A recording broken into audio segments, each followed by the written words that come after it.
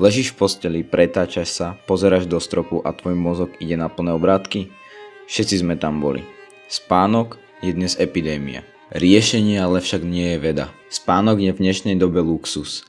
Je to tvoja superschopnosť a dá sa to naučiť. Dnes si rozoberieme 3 overené piliere, ktoré zaručene zlepšia spánok a energiu počas dňa. Zabudni na pilulky, toto sú 3 veci, ktoré môžeš už spraviť dnes večer. Piliere spánkovej hygieny. Pilier číslo 1, teplota. Kedykoľvek zaspávaš, tvoje telo prirodzene znižuje svoju vnútornú teplotu. Je to signál pre mozog, že je čas ísť spať. Nastav si v miestnosti, kde spíš, teplotu medzi 18 až 20 stupňov. Všetko nad 22 stupňov ti pravdepodobne naruší REM fázu spánku. Čo znamená REM spánok? REM spánok, známy ako aj paradoxný spánok, je štádium s vysokou mozgovou aktivitou a rýchlymi pohybami očí pod viečkami. Význam REM spánku: pomáha s konsolidáciou pamäti, triedenia myšlienok, spomienok, je kľúčový pre učenie sa nových vecí, zdovedností, zručností, zapamätávanie si nových poznatkov, čo sa stali počas dňa. V tejto fáze sa ľuďom najviac sníva. Nedostatok REM spánku môže viesť k zníženiu pozornosti, problém s rozhodovaním sa, pomalšiemu spracovávania informácií. Pri dlhšom nedostatku REM spánku tento deficit môže byť spojený s vyšším rizikom depresií a úzkosti. Takže na toto by som si dával pozor. Spánok je naozaj v tomto dôležitý. Mám tu jeden paradoxný hack, ktorý by ti mohol pomôcť. Daj si hodinku a pol pred spaním horúcu sprchu alebo baňu. V tomto momente sa akoby vyťahne krv na povrch pokožky a keď vylezieš, telo sa začne rapidne ochladzovať. To je ten moment, kedy pre ten mozog je signál, že je čas ísť spať. Pilier 2, modré svetlo. Melatonín, tvoj spánkový hormón. Pokiaľ si už o ňom počul, je to fajn. Pokiaľ nie, tak dávaj pozor. Pretože melatonín sa tvorí v tme.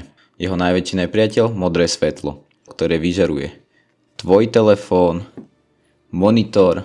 Štúdie nám ukazujú, že vystavenie sa 30 minút pred spaním modrému svetlu môže oddialiť nástup spánku až o hodinu.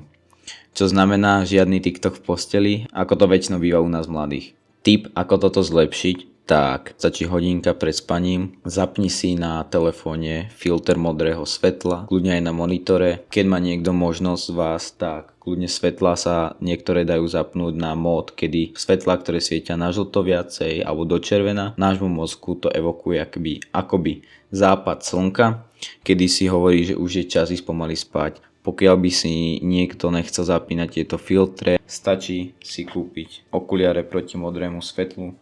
Človek si ich hodinku pred spaním nasadí a môže fungovať. Pilier číslo 3, tým je cirkadiálny rytmus. To sú tvoje vnútorné 24-hodinové hodiny. Ak ich ignoruješ, tak tvoje telo bude neustále bojovať s únavou. Vstávaj a choď vždy spať v rovnakom čase. Áno, aj v sobotu, v nedeľu. Tvoje telo miluje predvídateľnosť. Vytvorenie tohto režimu zabezpečí, že tvoj mozog si prirodzene navykne na to, že chodí spať v rovnakú hodinu a vstáva a prirodzene sa unaví a prirodzene vstaneš ráno predtým, ako ti zazvoní daný budík. Nie vždy sa to dá, ale je to určite najlepšie, čo môže človek spraviť, pretože to telo si navykne na niečo. Napríklad osobne chodím spať v 11 hodín a stávam v 7. Vyhovuje mi 8 hodín a sám už na sebe pociťujem, alebo pred 11 hodinou sa cítim unavený. Ráno väčšinou stávam buď na budík alebo bez budíku, že sa 5 minút pred ním zobudím, čo určite odporúčam postaviť sa, neostávať ležať, napríklad otvoriť si okno alebo vystaviť sa slnečnému žiareniu,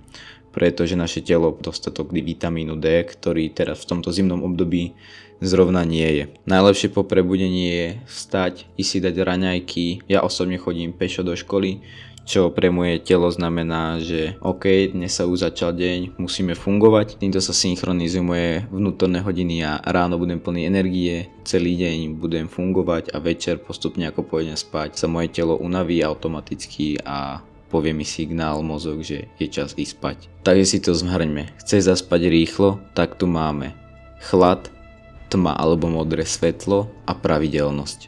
Je to triviálne, ale naozaj to funguje.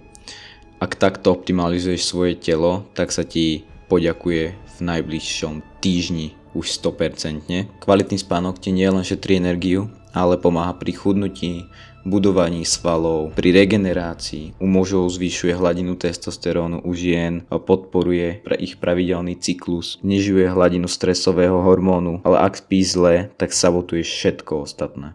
Ak máš svoj vlastný nejaký osvedčený trik, lifehack na rýchlejšie zaspávanie a kvalitu spánku, kľudne hoď do komentáru, rád si ho prečítam, poradíš tak aj ostatným. Pokiaľ sa ti video páčilo, zanech tu odber, like, podporíš tým mňa, čo si veľmi vážim a vidíme sa pri ďalšom videu. Dobrú noc.